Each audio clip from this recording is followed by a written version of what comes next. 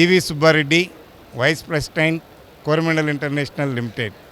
ఇవాళ మనందరికీ తెలుసు, గ్రామీణ ప్రాంతంలో యువత వ్యవసాయం అంటే భయపడి పట్టణాలకు పరిగెత్తేటువంటి పరిస్థితి ఉంది. మనందరి బాధ్యత రాబోయే రోజుల్లో ఆహార భద్రత, పెరుగుతున్న జనాభాకి అన్నం అందాలి అంటే యువతను వ్యవసాయం వైపు మళ్లించాల్సిన బాధ్యత మనందరి మీద ఉంది. ఇవాళ వ్యవసాయం అంటే అది మట్టి పూసుకునేది, కష్టతరమైనదని యువత మొగ్గు చూపట్లేదు. వ్యవసాయాన్ని సులువుగా చేసేదానికి వీలుగా కోరమండల్ ఇంటర్నేషనల్ వారు ఈ సంవత్సరం మన 2 తెలుగు రాష్ట్రాల్లో ఈ స్వయం సేవక బృందాలైనటువంటి మన స్త్రీలని ఆర్థికంగా బలోపేతం చేయాలనేటువంటి కేంద్ర ప్రభుత్వం వారి సంకల్పంతో 200 మంది ఈ వీళ్ళకి ట్రైనింగ్ ఇవ్వటం, వారందరికీ కూడా రాబోయేటువంటి 15-20 రోజులలో ప్రధానమంత్రి గారు ఈ ప్రోగ్రాం స్టార్ట్ చేసినప్పుడు వీరందరికీ కూడా ఉచితంగా డ్రోన్లు సరఫరా చేయటం జరుగుతుంది. ఇవాళ ముఖ్య ఉద్దేశం మన సిఐఐ, మన ప్రొఫెసర్ జయశంకర్ తెలంగాణ వ్యవసాయ విశ్వవిద్యాలయం, తెలంగాణ వ్యవసాయ శాఖ వారి ఆధ్వర్యంలో అద్భుతమైనటువంటి ఎగ్జిబిషన్ ఇవాళ ఏర్పాటు చేయడం జరిగింది.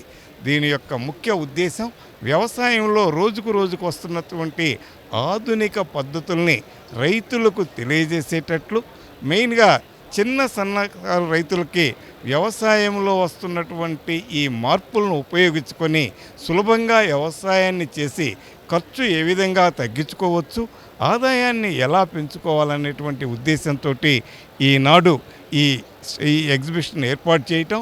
ఈ ఎగ్జిబిషన్లో కోరమండల్ ఇంటర్నేషనల్ వాళ్ళు చాలా చురుకైనటువంటి పాత్రను పోషిస్తున్నారు.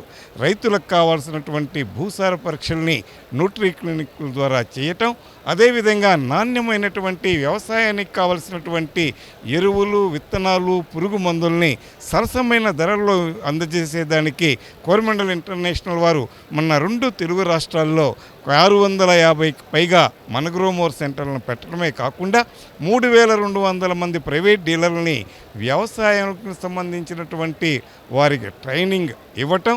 ఇదే కాకుండా ఒక రసాయనిక ఎరువుల కంపెనీ మా భూమి యొక్క ఆరోగ్యాన్ని దృష్టిలో పెట్టుకొని రసాయనిక ఎరువులతో పాటు సేంద్రియపు ఎరువులను అందజేయటంలో దేశంలోనే అన్ని ఎరువుల కంపెనీల కన్నా ఎక్కువ 2 లక్షల టన్నుల పైగా సేంద్రియ అమ్ముతున్నటువంటి ఏకైక సంస్థ కోరమండల్ ఇంటర్నేషనల్ వారు.